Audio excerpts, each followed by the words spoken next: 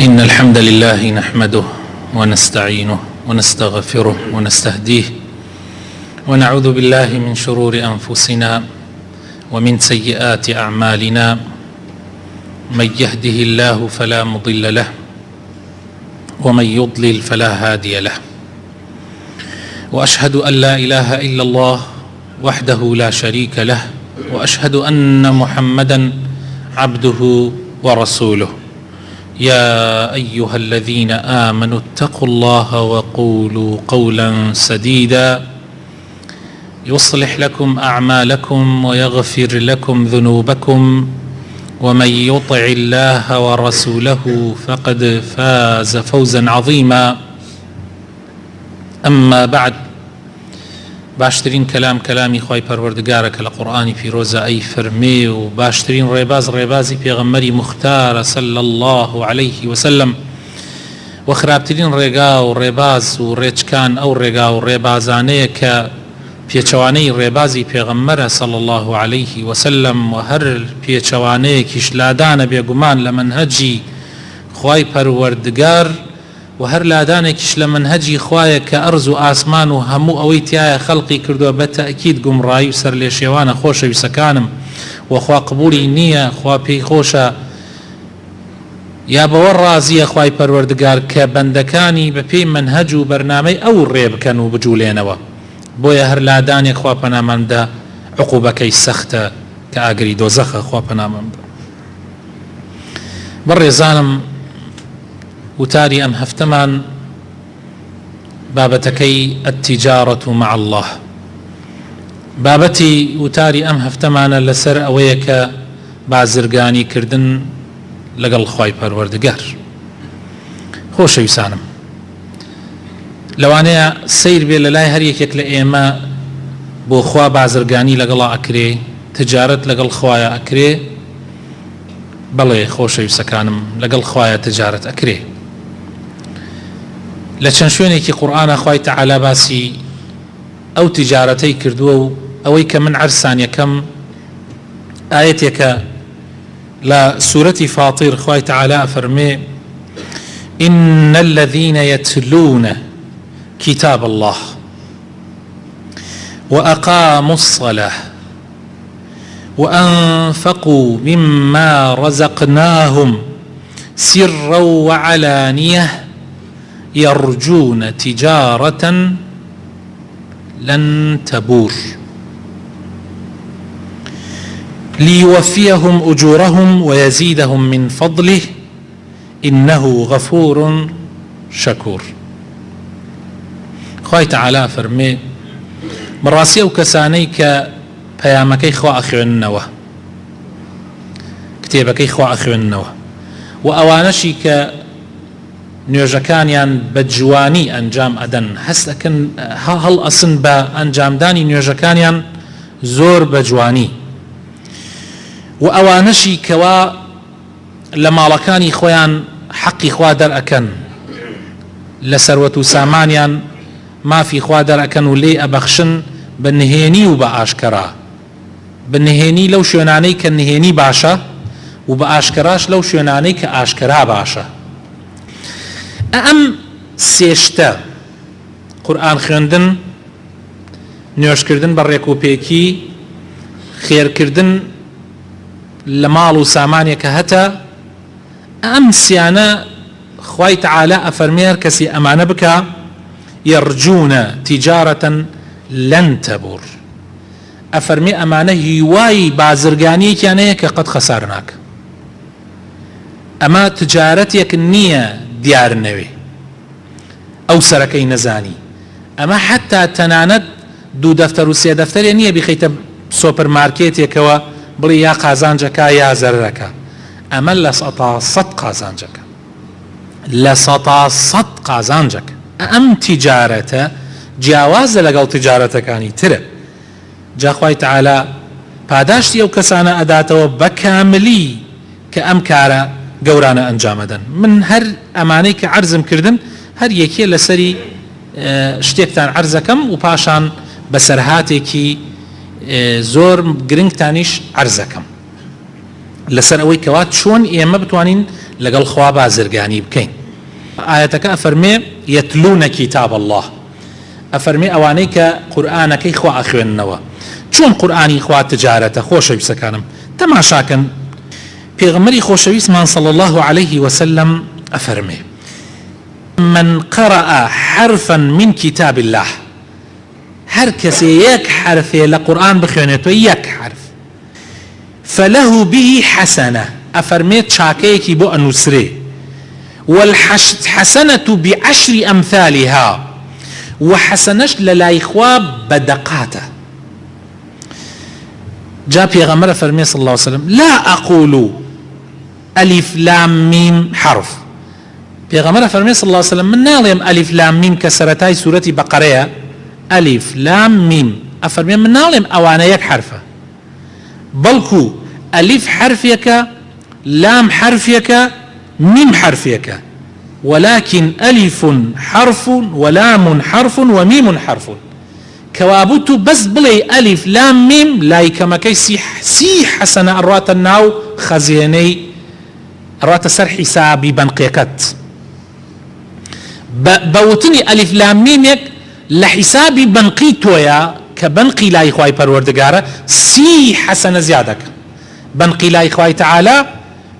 پاركي جوازة دينار درهم نية حسنات سيئات، حسنات سيئات، حسنة كان زۆرێکە سەیئاتەکان کەمێکە. بۆیە خۆشەویستەکانم فرسەتە ئینسان هیچ نەبێ ڕۆژانە ویردێکی قورئانی هەبێ، هیچ نەبێ ڕۆژانە ئەوانەی کە خوێنەوارن حزبێک بخوێنن،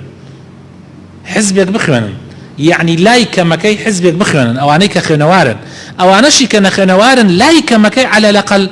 100 جار سوورەتی فاتحە بخوێنە، 100 جار سوورەتی قل هو الله أحد بخوێنە و دانشە بیخوێنە، تەوزیعی کە بیسی دوای نوێژی بەیانی، بیسی دوای نوێژی نیمەڕۆ، بیسی دوای نوێژی عەسر، ئەتوانیت، قورس نییە، بەڵام ئەجرەکەی زۆر زۆر گەورەیە. چونکە قورئان لە ڕۆژی قیامەتە لەسەر پردی سیرات وێسیاوە شەفاعەت بۆ خاوەنەکانێک، ئەو قورئانە لە ڕۆژی قیامەتە شەفاعەتت بۆکە، ئەتپارێزێ، نایلێ لە پردی سیرات بەرەو بیتە خوارەوە، زۆر گرنگە. ئەمە قورئانەکە. بینە سەر نوێژەکان خۆشەویستەکانم. خۆشەویستمان صلى الله عليه وسلم لحديثك أفرمي قوي باش بو بقرن أفرمي ألا أدلكم على ما يمحو الله به الخطايا مسلمانا آية بيتان بيشان ندم چي قناح كانتان أصريتوا حتى أفرمي خطايا يعني قناح زورا كانتان چي أي سريتوا چي أبيت كفارتي أو قناحانا لا يأدا كفارتي يعني سرينوا يعني سرينوا چي أي سريتوا ويرفع به الدرجات كأي شيء سريتوا بلشت برزكاتوا نك بس أي سريتوا بلكو بلاتيش برزكاتوا چيه پیغمبر صلى الله عليه وسلم فرمي آية بيتان نلهم چيه وتيان بلي أي پیغمبر إخوة صحابة كان عاشق أون بلي أي پیغمبر إخوة فرموي إسباغ الوضوء على المكاره فرموي كاتي دزنيج أقري بعد دنيا سارد بي يان گرم بي هول بدأ دزنيجكت وبوختي وجواني بقره پلەیتی ئەمەکە عەجەلەیتی ئەمەکە بە جوانی ئەوەی لە شەرعا وتراوە بە جوانی نەک وەسواسە هەنێ کەسێ وەسواسە بە سەعاتێ دەستنوێژەگرێ ئەم منە ئاوە کاتە دەمچۆن گیانی خۆی یەک پارچە تەڕەکە نا یعنی ئەوەی لە سونەتی پێغەمبەر هاتووە صلی الله عليه وسلم بەو شێوە جوانە دەستنوێژ بگرە سێ جار ئاو هەڵدەدەمتە سێ جار ئاو هەڵدەلوتە دەم چاوت بە جوانی ئاوی پیابێنە لە بانەوە بۆ خوار سێ جار باڵی ڕاست سێ جار باڵی چەپت مەسحی سەرت بە جوانی بکە پات بە جوانی بشۆ پەنجەکانی دەست و پێت دەست بخە ناوی بە جوانی دەستنوێژێکی پوخت و جوان بگرە ئەمە گوناحەکان ئەسڕێتەوە پاشان فەرمووی پێغەمبەر صلی الله عليه وسلم وكثرة الخطى إلى المساجد زۆر هەنگاونان بۆ مزگەوت زۆر هەنگاونان بۆ مزگەوت گوناحەکان ئەسڕێتەوە یعنی چەندێک بڕۆی بۆ نوێژە جەماعەتەکان هەوڵ بدە تا ئەتوانیتیش وە پێ بچۆ چەندێ هەنگاو بنەی گوناح ئەسڕێتەوە دەرەجە بەرزەکاتەوە فرسەتە بەڕاستی ئینسان ئەمانە بکاتە وەکو بێ توێشوویەک بۆ خۆی و بەنقی خۆی پڕکە و ئاخرەکەشی پێغەمبەر صلی الله عليه وسلم ئەفەرمێ وانتظار الصلاة بعد الصلاة فذلكم الرباط ئەفەرمێ چاوەڕوانکردنی نوێژ لە دوای نوێژی سونەتەکەی چاوەڕوانی ئەوەی نوێژی فەرز بێ، نوێژە فەرزەکە مەغریبەکەی ئەمێنی تۆ لە مزگەوتە چاوەڕوانی نوێژی عیشا بێتە بانە، دانیشتیتە هەر دانیشتنەکە نە قورئان بخوێنی نە زیکریش بکەی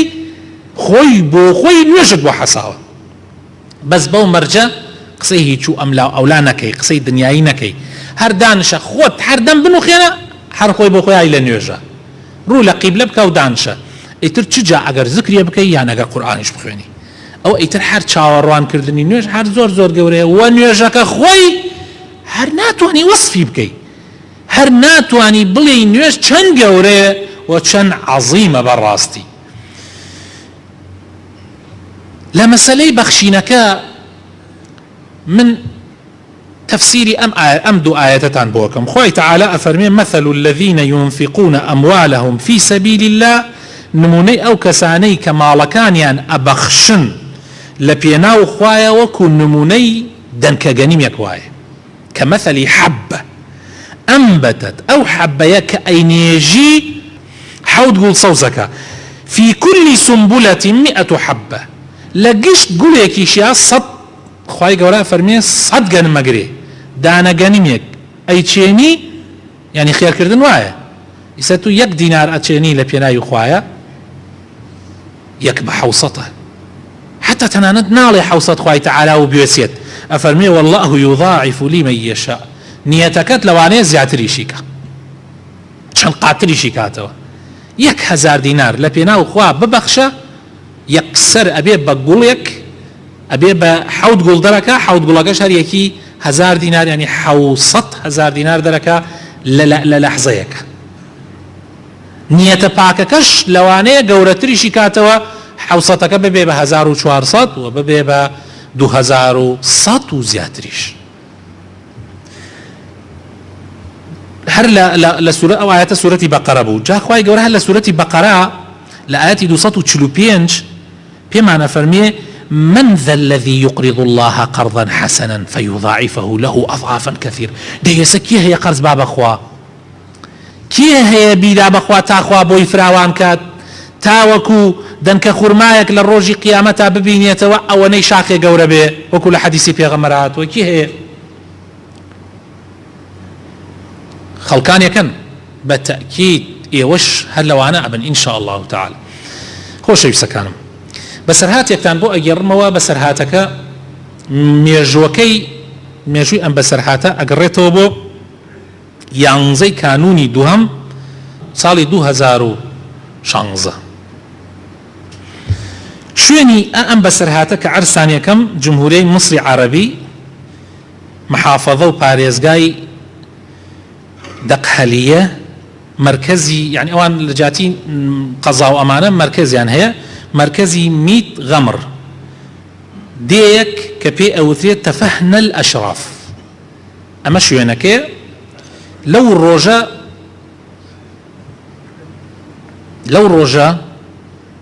اگر نزيك ببينو بروين تماشا اكين زياد لنيو مليون كس لو دي كوبوتوا ديك تقريبا نزيكي 1000 تا 2000 ماله 9 مليون كس او روجه هاتوا بو شوينه چی ابي چی روی دابه جنازي تنها كابرايك كفي او تري صلاح عطيه بسرهاتي ام كابرايا لباش او جنگي بين اسرائيل ومصر لصالي هفتاوسي اما گەنجێک بوو تازە تەخەڕوجیان کردبوو لەگەڵ بڕێک گەنجی ترا تازە کولێژیان تەواو کردبوو بێ ئیش بێکار وڵات لە شەڕ دەرچووە مەشاکلی تایە نۆ گەنج کۆ بوونەوە قەراریاندا کۆمپانیایەک دروستکەن هەر یەکێ بڕێ پارە بێنێ کۆمپانیایەک دروستکەن هەر یەکێ ڕۆی ئیتر بە پێی توانە 200 جونەییان هێنا 200 جونەی ئێستا کەمە بەس ئەو کاتە تقریبا زۆر بوو بۆ ئەوان بە تایبەت هەنێکیان بۆ ئاڵتونی ژنەکەی فرۆشتو هەنێکیان بوو پارچە زەویەکیان هەبوو لە ماڵە فرۆشت بووی هەنێک بوو ڕۆی قەرزی کردو مهم ئەوەیە هەر یەکێ 200 جونەیی هێنا 200 جونەی کۆیان کردەوە حەزیانە کرد قەراریان دابوو کۆمپانیاکە هی 10 کەس بێ کۆمپانیایەک دانن هی 10 کەس بێ سەرەتای کۆمپانیاکەش بە مەعمەلێکی دەواجن دەست پێ بکەن کێڵگەیەکی پەلەوەر دروست بکەن و تر دەست بکەن بە ئیشکردن بەیەکەوە. هەرچیانە کرد دەیەم کەسیان دەست ناکەوت. ماوەیەک چاوەڕێیان کرد ڕۆژێکیان ئەم کاک سەلاحە کە ئەو ئەندازیار بوو کولێ ئەندازیاری تەواو کرد بوو هاتووتی من شەریکی دەیەمم دۆزێتەوە. وتیان چۆن شەریکی دەیەم کێیە؟ بڵێ فەرمووی خوای پەروەردگار. ڕەئیتان چییە خوا بکەین بە شەریک؟ دەیەکی قازانجەکە بۆ خوای گەورەیەک لاکەینەوە ئەگەر قازانجمان کرد بەو مەرجە مەرجیش لەسەر خوای پەروەردگار ئەگرین کە بمان پارێزێ لە بەڵاو لە ئافات. وتیان وەڵڵاهی فکرێکی باش. یاڵا هەر نوێیان پارەکەیان هێنا و عەقدێکیان پڕ کردەوە. عەقدەکە لە 10 کەس پێک هاتبوو، پڕیان کردەوە لە 10 کەس پێک هاتبوو، 1 2 3 4 دەیەمیان خوای پەروەردگار. هەر لە عەقدەکەشە نووسیان دەیەکی قازانجی ئەم شەریکە و کۆمپانیایە بەردەوام بۆ خوای پەروەردگار دەچێت. پارەکەیان خستە ئیشە و معمەلێکی دەواجنیان دروست کرد. هەر ساڵی یەکەم خێرەکەی سنووری نەبوو، قەت بە عەقلیانە نەئەهات ئەوە نەخێریان دەستکەوێ. بۆیە بڕیاریاندا بەشی خوا بکەن بە 5%. 20% هەر هەمویان هی خوایان کرد بە 20%. ساڵ بە ساڵ ئەم خەیرە زیادە کرد، لەگەڵ زیادکردنە بەشی خوایان زیادە کرد، بەشەکەی خوایان زیادە کرد تا بەشی خوایان گەیاندە 50%. یعنی ئەو کۆمپانیایە کە هەیان بوو 50%یان بۆ خوای پەروەردگار دانا. چیان دروست کرد؟ بەو پارەی خوا، بەو بەشەی خوا چیان دروست کرد؟ مەکتەبێکی ئیبتیدائیان دانا سەرەتایی، هی کوڕان، مەکتەبێکی دینی سەرەتایی ئەزهەری لەوێ ئەزهەر هەیە، جامیعەی ئەزهەر ئیبتیدائیشی هەیە، ڕەوزەیشی هەیە. مەکتەبێکی ئیبتیدایی کوڕانیان دروست کرد. پاشان پارەکەیان زۆر بوو، جا مەکتەبێکی کچانشیان دروست کرد. ئەمە لە دێیەکە خۆشەویستەکانم، لە دێیەکە. پاشان ئەمجا دوای ساڵەکانی تر تەماشایان کرد ئەتوانن هینێکیشی بۆ دروستکەن، متەوەستەیەکیشی بۆ دروستکەن، متەوەستەیەکیانیش دروست کرد هی کوڕان. پاشان متەوەستەیەکی کچانشیان دروست کرد. پاشان پارەکە زۆر بوو، ئەمجا ئامادەیەکی کوڕانیشیان دروست کرد، ئامادەیەکی کچانی ئەزهەریشیان دروست کرد. پاش ماوەیەک تەماشایان کرد پارەکە زۆر زۆرە، بەشەکەی خوا زۆر زۆرە. ئەمجا قەراریاندا کۆلێژێکی شەریعەیش بێن لە ئاوایەکەیانە داینن. ڕۆیشتن تەقدیمیان کرد بۆ ئەزهەر و جامیعەی ئەزهەر و یعنی ئیجراعاتی حکومی. وتیان نابێت لە دێیە قەت لە هیچ دەیەکە ناکرێ، یعنی کولیەتە ئێستا کولیەی ئەزهەری نەڕۆیەتە هیچ دەیە، هیچ کولیەیەکی مصری لە ئاوایەکە دروست نەکراوە. پاشان ئێوە قیتاریش سکەی قیتاریش بەوە تێپەڕ ناکات. لە میسرا کریسیارە گرانە، بە قیتار و سکەی قیتار خەڵک هاتوچۆکە، ئەوە هەرزانە. وتیان سکەی قیتاریشی نییە، بۆیە ڕەفز کرا. پاش ماوەیەک 1-2 ساڵێک پارەکە ئەوەندە زۆر بوو، هین بەشەکەی خوای پەروەردگار ڕۆیشت دووبارە تەقدیمیان کردەوە، وتیان لەسەر حسابی خۆمان کولیەکە دروستەکەی. یعنی ئەرکی بکەوێتە سەر حکومەت، نەکەوێتە سەر حکومەت، بکەوێتە سەر خۆمان و سکەیەکی قیتاریش بە ئاوایەکەمان ڕائەکێشین هەر لەسەر حساب خۆمان. سکەیەکی قیتاریان ڕاکێشە و یەکەم کولیە کە لە دێهاتا بکرێتەوە ئەوان کردیانەوە یەکەم کولیەی ئەزهەری. پاشان ساڵەکانی تر توانیان کولیەکە بکەن بە 2 کردیان بە 3 کردیان بە 4. پاشان پێویست بوو تەلەبەی خارجی ئەهات بۆ دێکە، ئەمجا چیان کرد؟ قسم داخلیان پێویست بوو، بۆیە 2 قسم داخلی گەورەیان دروست کردێکیان 600 کچ ئەگرێ، ئەوی تریشیان 1000 کوڕ ئەگرێ. پاشان پارەکە زۆر بوو، سیرکەن برا بە ڕێزەکان، تجارەت لەگەڵ خۆوە. پاشان پارەکە زۆر بوو، بۆیە بڕیاریاندا چی بکەن؟ بەیتولمالێکیان دروست کرد بۆ ئاوایەکەیان، یعنی سندوقێکیان دروست کرد بۆ ئاوایەکان، ناویان نا بەیتولمالی موسڵمانان. هەر مامۆستا سەلاح خۆی سەرپەرشتیە کرد. دەی یەک فەقیر نەما لەو دێ ئیلا گەیشتە حەدێک ئەوەی کە لە وەسەط وەبان بێ، و هەموو تەلەبەیەکیش کە بە قیتار تێ بە بەلاش تەسکیرەیەکیان بۆ بڕی بە قیتار، ئەوەی کە لە خارج ئاوایەکەیانەوە دێت هەمووی کرێی هاتوچۆکەی بەلاش بێ، و خواردنی ئەو تەلەبانە هەمووی بە بەلاش. و پاشان معاشیان بڕیەوە هەر لەو بەشەی خوای پەروەردگار، معاشیان بڕیەوە بۆ هەموو بێوە ژنێک و هەموو یەتیمێک بێ باوکێک. پاشان پارەکە هەر زۆر بوو. ئەمە قسەی ئەمە خەیاڵ نییە، ئەمەی کە ئەیڵێم خەیاڵ نییە. پاشان پارەکە زۆر بوو، ئەمجا چیان کرد ئەمجا قەراریاندا هەموو کچێکی مصری لە مصر عادەت وایە هەر کەسێک کە ژن تێرێ مەسروفی ماڵۆک و دروستکردنەکە لەسەر کچەکە لەسەر عایلەی کچەکە نییە لەسەر کوڕەکە ئەمجا هەموو مەسروفی ئەو کچەی کە شوو بکە مەسروفی لەسەر بەیت المال بی هەر کچێ شوو بکە مەسروفی لەسەر بەیت المال بی و هەر کوڕێکیش ئیشی نییە پرۆژەیەک تەقدیم بکە یارمەتی ئەدرێ پرۆژەکە جێبەجێ بکە بۆ ئەوەی کەسی بێ ئیش یەک گەنجی بێ ئیش نەما لەو دێهاتە پاشان ڕویان کردە دێهاتەکانی دەوروبەر چەندین ئاوایی دەوروبەری ئەو منطقەیە هەمووی بەیت المالی تیا کرایەوە ئەو بەرەکەتە ڕووی کردە هەر هەمویان لە ڕۆژانی ڕەمەزانە ئیفتاری جەماعی ئەکریا هەموو ئەو ئاوایە چێشتی دروستە کرد و هەمویان بەیەکەوە فتاریانە کردەوە تەلەبە غەریبەکانیش خواردنی تایبەتیان بۆ ئەبریا طبعا گەیشتە مەوزوعەکە گەیشتە ئەوەی کە ئەوان اعتمادی زۆریان لەسەر زەراعەتە لەو دێیە 4 معمەلی گەورەی دروست کرد مامۆستا سەلاح 4 معمەلی گەورە دروست کراوە هەمووی ئەنێرێ بۆ خار بۆ دەوروبەریش معمەلی علەفی ئەوان لە 100 علەفێکی طبیعیە و پاشان زەراعاتی ئەو منطقەیە بەرەکەتەکەی گەیشتە ئەوەی کە ئەیان نارد بۆ خارج و ئەو ڕۆژەی کە تەصدیریان ئەکرد باریان ئەکرد ئەبێ هەموو ماڵێک بەشی تایبەتی بۆ بڕۆ و هەموو تەلەبەیەکیش بەشی تایبەتی بۆ بڕۆ لەو خواردن و میوەیە کە هەیە لە ئەخیرە بڕیاریاندا ئەو مەشروعە پرۆژەکە زۆر گەورە بوو هەتا گەیشتە حەدی ملیار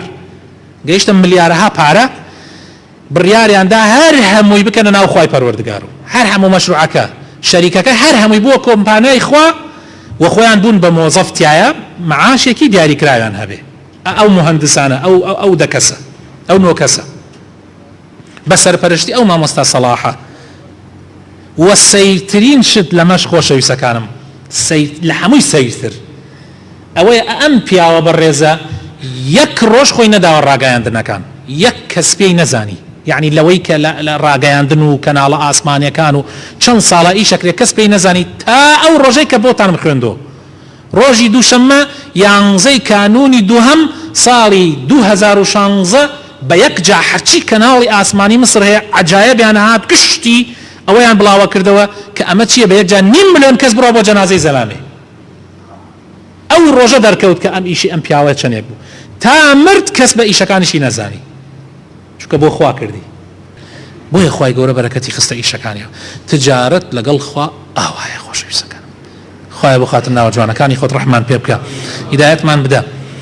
یا ڕەبی خوای ئیسلاحی حەڵمان بکەی یا ڕەبی لەو کەسانە بین کە بەڕاستەقینەیی بۆ تۆ کارەکەین یا ڕەبی خوای دوورمان خەیتەوە لە خراپە و لە هەموو کارێک کە بۆ تۆ نەبێ یا ڕەبی خوایە بۆ خاتر ناوە جوانەکانی خۆت بۆ خاتر ئیسمی عەظەمی خۆت یا رب العالمین خوایە ئەم دەمچوانە لە ئاگری جەهەنەم پارێزە یا ڕەبی خوایە شیفای نەخۆشەکانمان بدە یا ڕەبی شیفای ئەو نەخۆشانە بدەیت کە داوای دوعای خێریان لێ کردوین یا ڕەبی خوایە بۆ خاتر ناوە جوانەکانت بۆ خاتر ئیسمی عەظەمی خۆت ڕەحم بە مردوی هەموو لایەکمان بکە یا ڕەبی ئیسلاحی حاڵمان بکە پیاو چاکان و کەسی چاک و دەستپاک یا ڕەبی بکەی بەکار بەدەستی ئەم وڵاتە یا ڕەبی خوایە بۆ خاتر ناوە جوانەکانی خۆت وڵاتمان لە قات و قڕی و گرانی بپارێزە یا ڕەبی خۆشی و هەرزانی لە وڵاتمانە بەرقەرار کە یا رب العالمین آمین آمین